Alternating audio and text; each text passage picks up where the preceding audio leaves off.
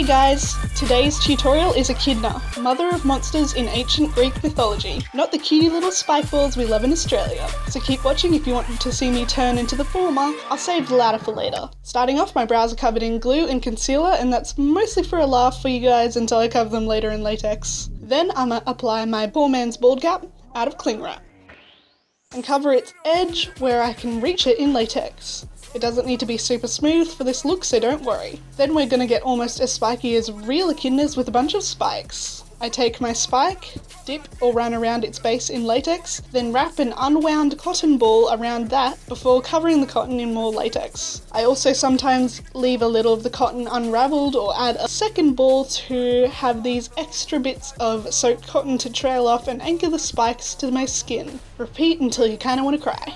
I predict this takes much longer to apply straight onto your skin than it would on a life cast, with pre-painting and all that good stuff.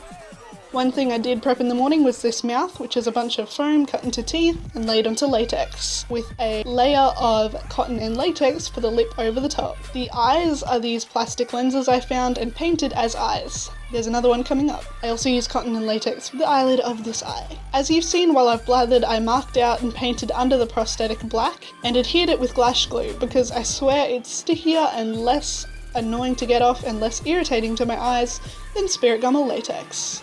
Latex is not sticky at all once it dries, and I'm probably too impatient for spirit gum. I blend some of the edges with latex and latex and cotton where it needs, but more of the spikes are to come, so not all the edges need blending.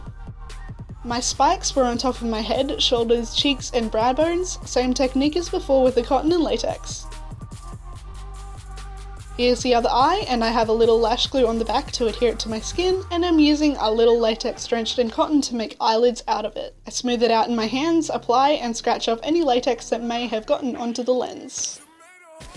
My spikes are various things if you were wondering. I have some made out of a light air dry clay, some from an older project that was an older, heavier clay, and some are the same white foam that I used for the teeth, just cut in long spikes. And some are rolled up paper. Feel free to use anything that works for you and that is safe to stick on your skin. Eating and drinking with this is possible, just aim to use more of the free side of your mouth so the prosthetic doesn't lift. I'm using the Mehron Brilliant palette and other Paradise paints for the paint job.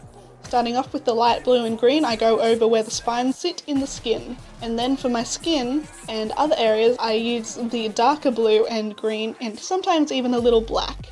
I take the gold to base out a kind of snake belly-ish thing and then use the greens and blue to paint everything. I covered my eye in black eyeshadow and used this to contour my brow, nose, lips and cheekbones.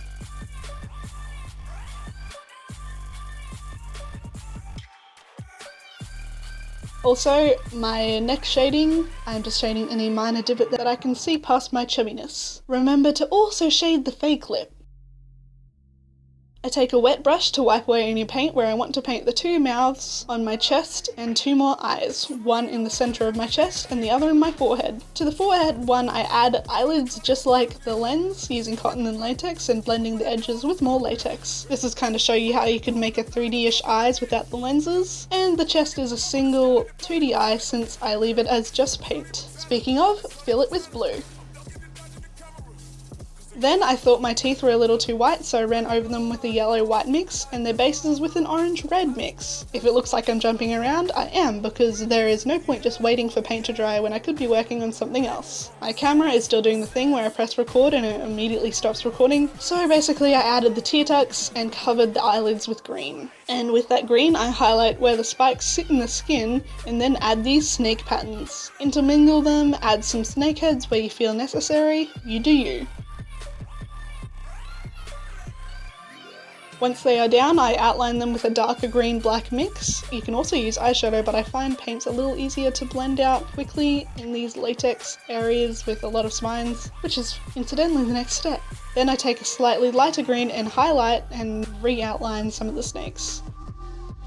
And using this green, I add scaly dots everywhere. It's called Lime from Mehron BTW, and I may have mixed in some UV yellow Hydraliner called Dance Party from Suva Beauty. Sticky camera, but I fill in the top eye yellow before adding those scales and snake patterns to my shoulder. Just like with the head, outline the snakes, You can use them to explain any of those spindly bits of latex coming from the spines, shade them, and highlight them as before. I give my eyes pupils, doing a nice odd kind of shape like an octopus or a goat, and add lines to the eyes for the iris muscle things, using lighter and darker shades of the eye colour that you're working with. So like light and dark blues for the blue one. And I give each little snake head some bright orangey eyes. And like the great YouTuber I am, I cover up how I shaded the eyelids on the chest. You can probably tell, I hope. I shade below the eyelid onto the eye for more depth as well. And further snake belly stylization things before shading my other chest mouth lips. And I add some teeth in light yellow and use this yellow to add highlights to the tear ducts and eyelid of the chest eye. And I shade along the rim of the mouths with brown and red, just like I did with the one on my face. Then I highlight each tooth before going around it with black and using a dark red in the center, which was off camera. I'm sorry guys, I know I'm terrible. Then I fill in the lips with green. And using white or yellow, I add some 2D style spikes on my neck and collarbones. These areas are super mobile, so I was too worried about using more real ones in case they lifted or fell off. Since this is Echidna, mother of monsters, I decided to add some kind of brutish egg vibes. I outline these eggs first with red, and while that dries, I shade my 2D horns around the spike and giving it a socket-ish thing where it sticks into the skin.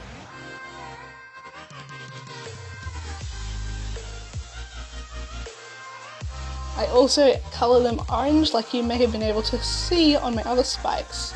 I concentrate the orange right at the tip and let it fade more to the bottom. Oh, and I also highlight those sockety things.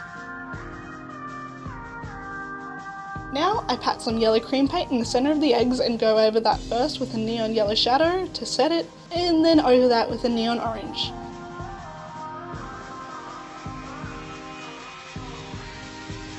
I shade where these eggs sit against the skin and each other with black eyeshadow and add a bunch of monster baby fetuses inside of them. The smallest ones don't worry, and the small-ish ones I just added kind of bean fetuses, but the larger eggs I tried to make them look more monstery with things like claws and big mouths.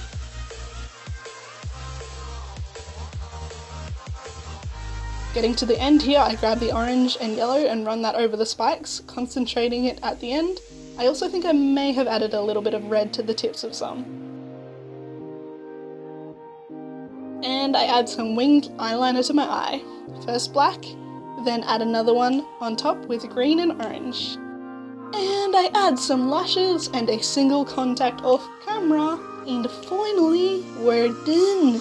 This was an effort and a half, but it does show you that you can prep and do a pretty hefty look in a day if you happen to have like 18 hours of that day spare. Honestly, to be honest, if you have a life cast, please prep this off your beautiful selves so you don't have to spend 12 hours-ish on application. Legitimately, these horns took like 7 hours to apply or something. I may just be slow, or it's just really inefficient to apply to yourself, or I was taking a lot of breaks and questioning my life choices. Anyway, thanks for watching guys, I'll see you soon, and of course, stay classy peeps.